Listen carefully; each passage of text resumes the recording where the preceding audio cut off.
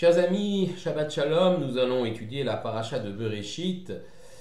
Et bien sûr, avant de débuter cette paracha, je voudrais partager avec vous l'émotion qui est la nôtre après l'agression, le pogrom terrible qu'a vécu notre peuple sur la terre d'Israël.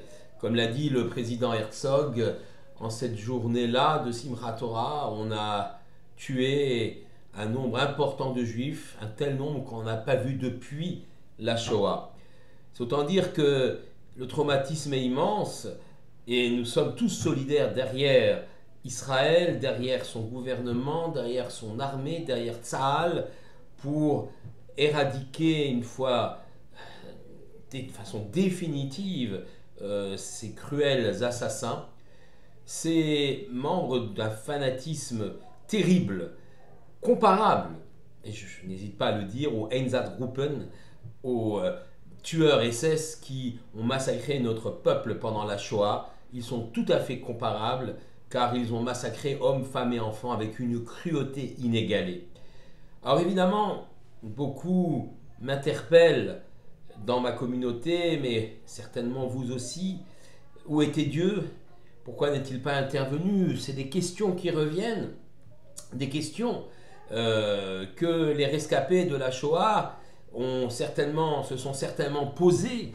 On sait que dans les camps, certains ont abandonné la foi, d'autres l'ont trouvée, d'autres s'y sont accrochés. Là aussi, il y a dans la dimension terrible de ce pogrom, 900 morts, peut-être plus, peut-être un millier, hommes, femmes et enfants, une interrogation légitime de la part de nos corréligionnaires, une interrogation qui interpelle les religieux que nous sommes, les croyants que nous sommes, sur la présence de Dieu. Pourquoi n'y a-t-il pas eu des nissim? Pourquoi n'y a-t-il pas eu des miracles? Pourquoi tant de souffrances, tant de malheurs? Et les explications sont très compliquées à trouver. Il ne faut surtout pas se risquer dans des explications de cause à effet. On a été puni parce que si, ceci s'est abattu pour le peuple juif parce que cela. C'est extrêmement risqué, périlleux et dangereux de se lancer dans telles explications, car elles justifieraient quelque part la main des assassins, n'étant alors que le bâton avec lequel Dieu frappe le peuple juif qui a fauté. Il faut donc s'écarter, rejeter avec véhémence ce genre d'explication. La seule possible et probable que l'on peut trouver est celle rapportée par de nombreux commentaires sur la dimension du Esther Panim, de Dieu qui se voile la face. Et là, on peut se poser la question à nouveau légitime, pourquoi le fit-il à ce moment-là? Tout simplement, nous n'avons pas de réponse. Comme pour la Shoah, nous n'avons pas de réponse, nous n'avons pas de réponse pour cette souffrance-là. Nous avons une interrogation qui est légitime, avec laquelle nous resterons certainement jusqu'au temps messianique, où là peut-être, certainement, sera dévoilé le pourquoi et le comment des choses. Nous ne sommes pas dans les cheshbonot, dans les comptes d'Akadosh Baruch Hu. Par contre, et permettez-moi de vous livrer une anecdote, lorsque un rescapé des camps de la mort, de la Shoah, monsieur déjà âgé, juif, s'est exprimé devant 150 lycéens non juifs. J'étais assis au deuxième rang, on m'a interpellé en me disant: vous, le monsieur avec le kepeleux, vous savez peut-être pas que j'étais le rabbin, je ne sais pas, avec la kippa, où était Dieu? Dieu existe-t-il? Je n'ai pas répondu dans l'immédiat, car la souffrance de cet homme-là était palpable, perceptible. Mais après quelques instants, ayant repris mes esprits, j'ai expliqué que, à l'instar de rescapés célèbres comme le Rav Israël Meir Lau, Shlita, qui vit jusqu'à 120 ans, a compris et réfléchi sur le destin extraordinaire du Ham Israël. Je ne peux pas prouver l'existence de Dieu ou l'intervention ou la non-intervention de Dieu à partir des faits terribles que nous avons vécus. Mais je peux considérer que l'éternité ou l'existence, la pérennité du peuple d'Israël, traversant toute l'histoire depuis 3000 ans, avec toutes ces persécutions et retournant sur la terre d'Israël, eh bien, cela est une preuve du destin surnaturel du peuple juif et de l'existence de son protecteur, d'Akadosh Baruch Hu. C'est la seule réponse que je peux apporter, sachant bien que je ne peux consoler les souffrances de ceux qui ont été frappés dans leur chair, ceux qui ont perdu un être cher, ceux qui sont blessés ou ceux qui sont kidnappés, des familles des kidnappés. Nous prions le Tout-Puissant qu'il ramène sains et saufs tous ces gens vers leur famille. Alors la Sidra de Bereshit est extraordinairement contemporaine, puisqu'elle nous dit Bereshit bara Elohim et Hashamayim vet haaretz. Au commencement, Dieu créa le ciel et la terre. Et Rashi, le célèbre commentateur, Rabbi Salomon de Troyes, reprenant un Rabbi Yitzhak, Amar Rabbi Yitzhak, dont on ne sait pas qui c'est véritablement, et on pense que ce serait le père de Rashi, Rabbi Salomon, Shlomo ben Yitzhak, un hommage extraordinaire dans le tout premier mot de son commentaire sur la Torah envers son père. Amar Rabbi Yitzhak dit Lo hayat tzarich leatril et Torah ela me'arosh chodesh hazeh lachem shehi mitzvah rishona shenitztavu bnei Israël ou ba Israël.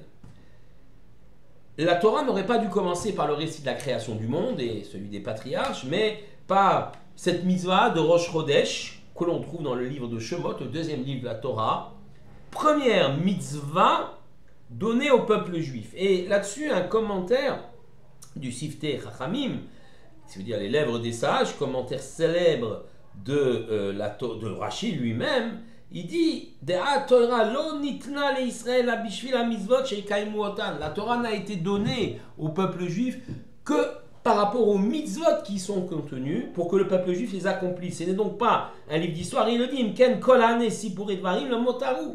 Donc toutes ces histoires qu'on nous raconte, création du monde, des patriarches, ça, ce sont des petites histoires, qui sont superflues. On n'aurait pas dû parler de ça. On aurait dû parler de la première mitzvah donnée au peuple juif, celle de Rosh Chodesh, qui va précéder la sortie d'Égypte.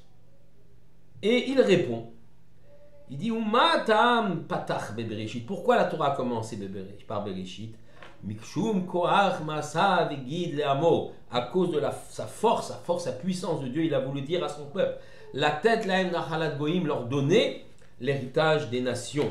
Chez Im yomru mota olam les Israël, si les nations du monde disent à Israël listimatem, vous êtes des voleurs. Chez Kavashtem alzot shiva goyim, vous avez conquis les pays des 7 nations, Emomrim lahem, alors ils vont leur dire, Kol haaretz shel HaKadosh Baruch Hu, les Juifs répondront aux nations, toute la terre appartient à Dieu, ou bara unatana le'asher yachar be'einav, il l'a pris, il l'a donné à celui qui était juste à ses yeux, Birsono netna lahem, birsono natla lahem, avec sa volonté il l'a donné aux Cananéens, puis l'a repris aux Cananéens, pour nous la donner à nous après.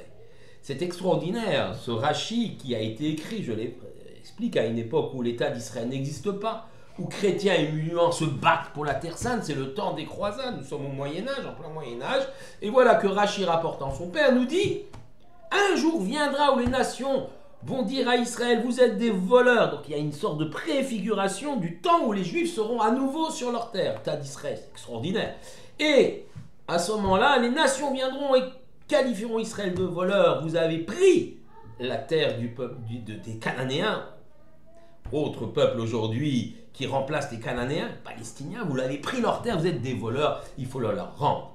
Et nous répondrons, non, cette terre nous la tenons de Tout-Puissant. Vous imaginez aller à l'ONU avec cet argument. En vérité, cet argument n'est pas fait pour les nations, il est fait pour nous-mêmes. Notre conviction, nous convaincre que cette terre nous appartient véritablement.